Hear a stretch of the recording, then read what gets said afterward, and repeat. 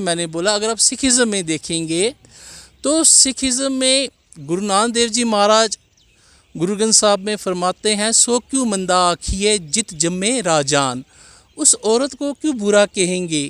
تو کیوں کہتے اس عورت کو برا جس کی گود سے بڑے بڑے پیغمبر آئے، گرو آئے، اوتار آئے، اولیے آئے، بزرگان دین آئے. تو اگر عورت نہ ہوتی اس دنیا میں، رب عورت کو نہ بناتا تو یہ دنیا کی اتپتی کیسے ہوتی؟ تو آپ دیکھیں گے کہ سکھزم میں اکھنڈ پاٹھ بھی عورت کر سکتی ہے. پورے رائٹس جو مرد کے رائٹس ہیں وہ برابر اس کے رائٹس ہیں.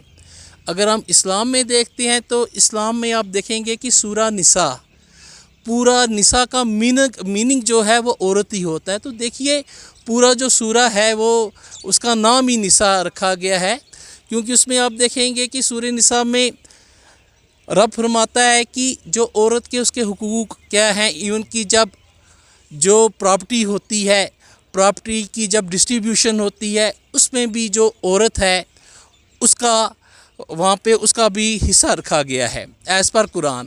تو اگر آپ دیکھیں گے عورت کی لحاظ سے دیکھیں گے، آپ دیکھیں گے کہ اللہ کے رسول اللہ صلی اللہ علیہ وسلم جو آپ کی صاحبزادی حضرت فاطمہ سلام علیہا تو رضی اللہ عنہ آپ دیکھیے کہ جب آپ تشریف لاتے تھے تو اللہ کے رسول اللہ صلی اللہ علیہ وسلم آپ کھڑے ہو جایا کرتے تھے.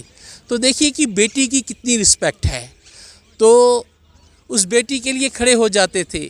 تو اسلام میں دیکھو عورت کا درجہ دیکھیے کہ جو ماں ہے اس کے پاؤں کے نیچے جنت بنا دیا، جو ماں ہے اس کے پاؤں کے نیچے جنت بنا دیا. یہاں تک فرمایا گیا کہ اگر آپ کے گھر میں 2 بیٹیاں یا 3 بیٹیاں یا 1 بیٹی ہے، اگر آپ ان کی پرورش کرتے ہو اچھی طرح سے، تو اس کے بعد ان کا نکاح کرا دیتے ہو تو آپ پر جو جنت ہے وہ واجب ہو جائے گا. کتنی 2 باتیں آئیں. تو اب مجھے بولی تیسری باتوں میں اللہ کے رسول صلی اللہ علیہ وسلم سے پوچھا گیا کہ یا رسول اللہ صلی اللہ علیہ وسلم آپ بتائیے کہ سب سے بہترین جو اسلام ہے کیا ہے؟ آپ نے کہا ایک اخلاق، اور اچھا مسلمان وہ ہے کہ ایک تو اخلاق جس کے اچھے ہو، دوسرا جو اپنی بیوی کی عزت کرتا ہے. تو آپ دیکھیے کہ تینوں چیزوں میں تینوں مرحلے اگر ہم دیکھیں گے ہم اسلام میں، تو دیکھیے کتنی رسپیکٹ دی ہے. عورت یعنی ماں دیکھو تو اس کے پاؤں کے نیچے جنت. اچھا اب آپ دیکھیں گے دوسرا بیٹی ہو تو جنت کی ضمانت. تیسرا آپ دیکھو گے بیوی ہے، اگر وائف ہے اس کی قدر کرو گے تو ایک اچھا مسلمان. تو سارے دھرم جو ہیں یہ کیا کر رہے ہیں، یہ اس چیز کو بڑھاوا دے رہے ہیں.